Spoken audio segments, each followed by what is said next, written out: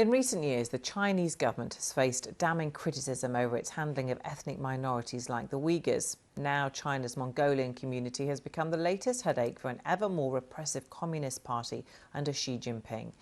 The central government, which is dominated by China's majority Han Chinese, reduced Mongolian language teaching, prompting rare protests in China's northern border region. Our China correspondent Stephen McDonald travelled to the Inner Mongolian grasslands.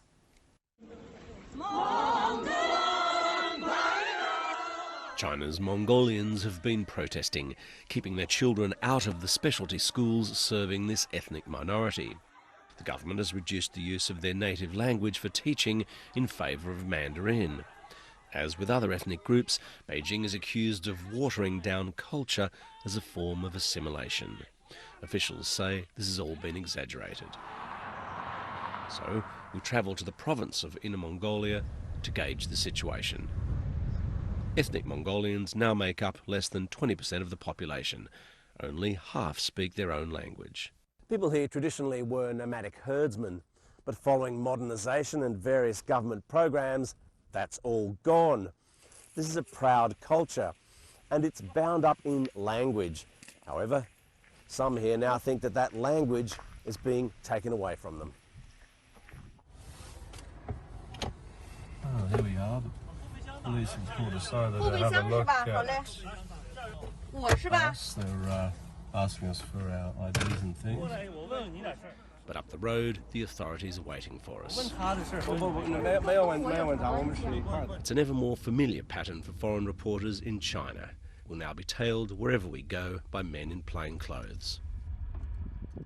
We pass schools with propaganda banners out the front, telling students to use only Mandarin language.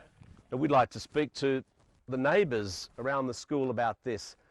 But now that we're being followed, we can't do that because if we go and start knocking on the doors, well, see, the people in this white car here who've been following us, well, they'll go and start asking them questions and we'd be just getting them into trouble.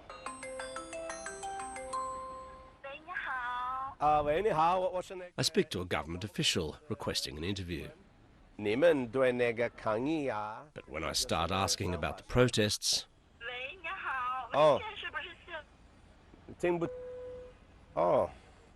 funny how the line cut out then, isn't it? All the while our friends are watching and listening.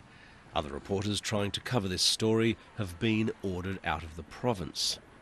Just as we're about to leave, we're told a school tour has now been organised for us. Unlike many schools in the province, here they say the vast majority of students and teachers are ethnic Mongolians, including the principal. Cameras filmed our visit, apparently for local television. The principal says cultural education, like writing in Mongolian, is important, but that in China, Mandarin proficiency is the key to prosperity. She thinks some parents have been confused by the changes. They thought all classes would change and use Mandarin, but it's not that. It's only 3.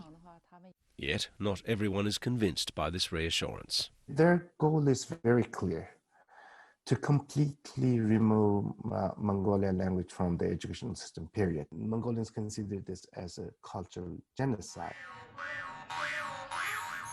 Parents and teachers have been urged to get children back into class with financial inducements and threats of punishment.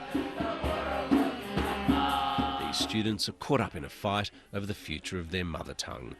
But it's also about control and the question of what it means to be a citizen in this country if you're not Han Chinese. Stephen McDonald, Ulaanbaatar, Inner Mongolia.